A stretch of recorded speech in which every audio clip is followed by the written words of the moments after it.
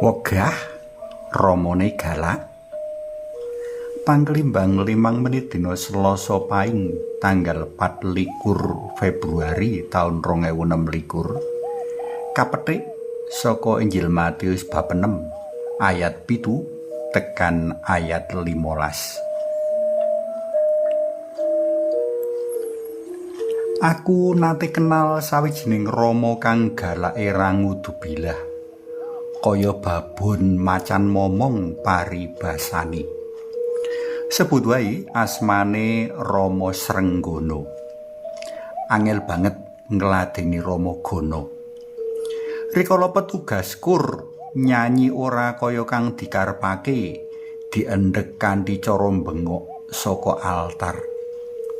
Rikala bocah-bocah misdinar ora ndang cak-cek anggone ngayahi wajib marga isih belajaran, digetak-getak njur wegah tugas meneh. Mula rikala Rama Gono kang kejibah misungsungake misuci, petugas kuri luwih seneng meneng tinimbang loro ati sakdawane misa. Semono uga karo petugas misdinari. Ora ana misdinar siji-siji sing gelem nglayani. Wegah ramane galak.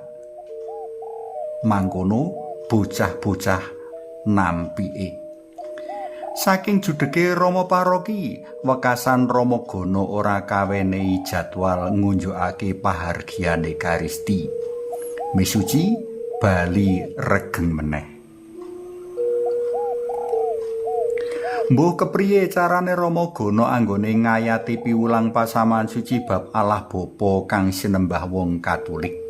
Nanging manut panemuku kok sajak cengkah karo wedharan dalem Gusti Yesus ing waosan dina iki. Ing waosan dina iki Gusti Yesus nepungake Allah Maha Kuwasa marang para pendhereke minangka Bapa utawa Rama. Mula saka iku ndedonga mengkene, Rama kawula ing swarga, mengkono pangandika dalem. Marga donga mujudake kaludhangan kanggo patemon sapejagung antara manungsa kalawan Allah. Mula patemon mau prayoga jroning kahanan enak kepenak, ora kepeksa, ora ana jroning kahanan keweden lan sak pituruté. Kanthi kahanan kaya mengkono mau, kaajab manungsa bisa wawan rebu karo Allah Rama kanthi kepenak, ngesokake unek-uneke marang panjenengane tanpa wedi didukani. Saumpamane didukani, nanging merga sesambungane dumadi antara anak lan wong tuwa, mesti ya isih tetep prayoga. Tumrap sawijining bocah ora ana paraga kang luwih caket kejaba paraga bapak.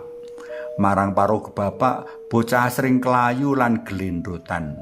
Mula kanthi nepungake Allah Maha Kuwasa minangka bapak, kaajab para pendhereke ora wedi menawa kepengin sowan ndedonga. Nadyan mengkono, nanging Allah ora ndak wenang. Nadyan Maha Agung, Allah mono ora wengis. Swaliki, Allah Maha Kuwasa iku penuh welas asih lan maha tresna. Panjenengane tansah ngersakake kang paling becik kanggo manungsa. Panjenengane luwih tinimbang bapak-bapak lumrahe. Nadyan manungsa tumiba ing dosa, sauger gelem martobat, panjenengane ya ora suthik ngrumentahake sih pangaksama. Panjenengane kupiyang ngrumentahake kang paling becik kanggo umat dalem kang uga karengkuh minangka putra. Para tresna pelem kinasih, ora saben pendherek dalem Gusti darbi pengalaman nyenengake jroning srawung karo paraga Bapa.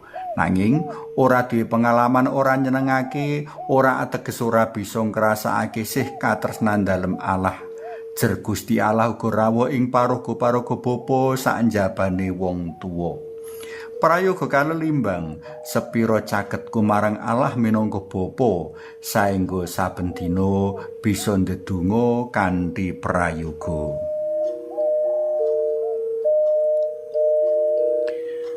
Suawi sami munjuk, kunjungas dalem Yang Rama so Yang Putra Tuwinjang Roh Suci. Amin. Rama kawula ing swarga, asma dalem kaluhurna, Kraton dalem mugi rawuh karso dalem kalampahana wonten ing donya kados ing swarga. Kawula nyuwun rejeki kangge sakmenika, sakathing lepat nyuwun pangapunten dalem. Kados dene anggen kawula ugi angapunten dhateng sesami.